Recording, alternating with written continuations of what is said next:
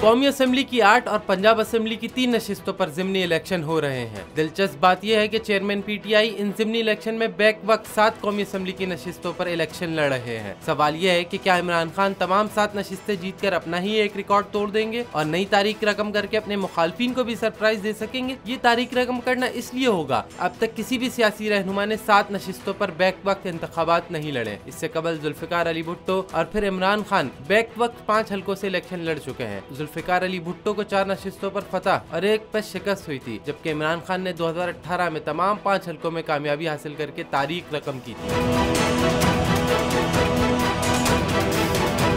2018 के आम इंतखाबात ने इमरान खान ने NA-53 से नून लीगी रहनुमा शाहिद खान अब्बासी, बन्नू से JUI फे के रहनुमा अकरम दुर्रानी, NA-243 से मुत्तहदा रहनुमा अली रजा आबिदी, NA-131 लाहौर से साद रफीक को शिकस्त देने के साथ साथ मियांवाली से भी कौमी असेंबली की नशिस्त जीती थी। सियासी पंडितों के मुताबिक इमरान खान इस बार भी तारीख रकम करते हुए तमाम 7 नशिस्तों से फतहयाब होंगे।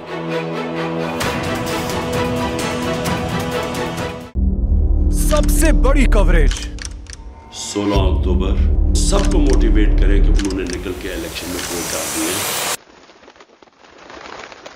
सबसे ज्यादा रिपोर्टर्स, सबसे बड़े पैनलिस्ट, लम्हा बा लम्हा इलेक्शन की खबर सिर्फ बोल पर।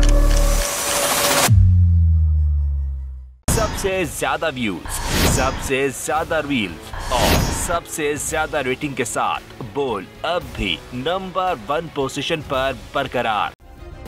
सब्सक्राइब करें और बेल दबाएं ताकि कोई खबर रह न जाए।